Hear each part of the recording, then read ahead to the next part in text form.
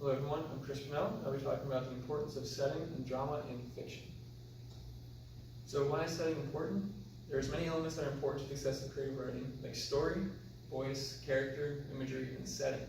The one I want to focus on is setting and how it plays a very prominent role in literature that ties the two of the creative writing genres, drama and fiction. So why is setting important? Without it, there'd be no plot, no character development, no overall mood, and you lose lack of atmosphere as well. You wouldn't be able to create or imagine the setting in your mind, which is what is intended by the author in writing. You'd fail to fully grasp the power setting has on fiction or drama. So in drama, setting is detrimental to the whole story. Where's the dialogue taking place? A friend's house, a gas station, the moon? Each place we create a different mood or feeling, just using the same dialogue just based on the setting alone because of how powerful it is in writing. Setting is important in fiction and drama because you can set the stage or picture in your mind of the entire plot. So, setting in fiction. In fiction, you need to be fully engaged to have total interest in the story. Being able to place yourself into the setting with the characters who give the story deeper meaning. According to English novelist Philip Hensher, literature has to engage with the physical world with the culturally specific meanings of one place or another. He also states that psychologies are rooted in setting and revealed through place in physical setting. So to me, this means that people, when reading fiction, will have their whole view of the story dictated by the setting alone. If the settings describe something familiar to them, they can relate to it, and it will improve the writing as a whole, because you can relate to it and put yourself in that situation. And if you aren't able to connect with the setting on a deeper level, you may be guessing an out for the majority of the story. You might miss out on what the author is intending you to get from the writing. So the first piece of fiction I analyzed was a piece of fiction called Sawdust by Chris Offutt. The setting in the story is based off a small, poor, uneducated town in the southern part of the U.S., Kentucky to be exact. So how do we know that that's the setting? With that, well, it can be backed up from a few quotes from the reading. So for example, twice a week I walked to the Clay Creek post office at the foot of the hill.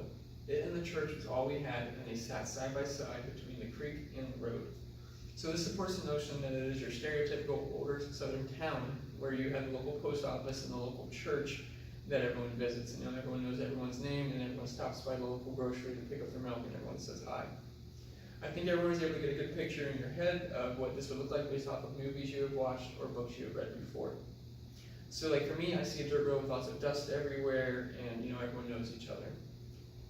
Also, to support the fact that it is an uneducated poor town, the opening line of the story is not a one on this hillside finished high school, and I think that speaks for itself.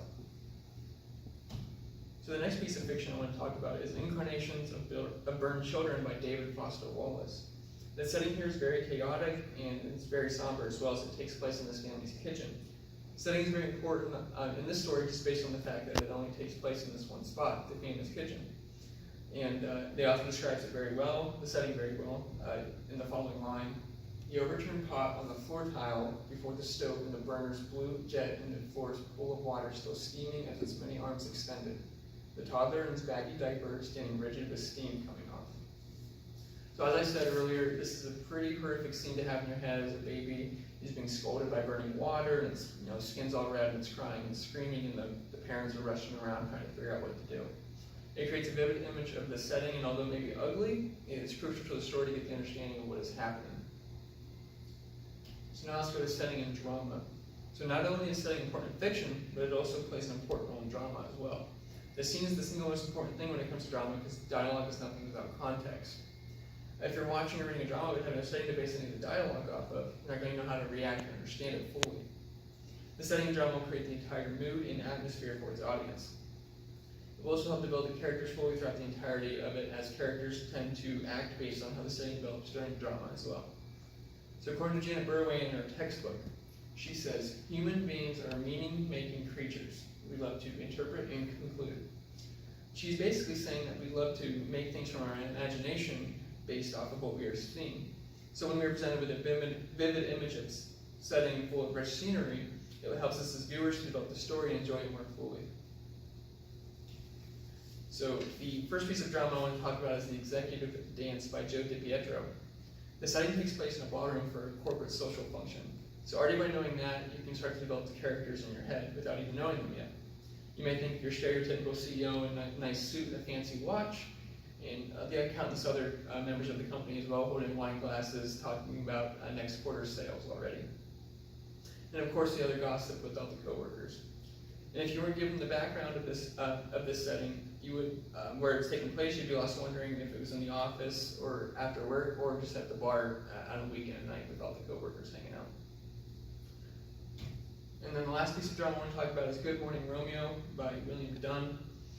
So the setting here is defined as an integral setting, which is described by Professor Emily Chen from the First University of Science and Technology. She describes it as a setting that is very specific and is given a specific time and place. So the setting here is very early morning in a motel room in Illinois. So just from that, we can start to develop these characters already. They probably don't know each other well because they're hanging out in a motel room early in the morning, and that's not usually what friends would do. And you can pretty much assume they just met last night as well. And you can start to infer maybe some of the things they did the night prior or that led up to this early morning. So in conclusion, I believe setting plays a very pivotal role in literature and can really help set the mood and the overall atmosphere for the story. A good setting can take a good piece of writing from here to here.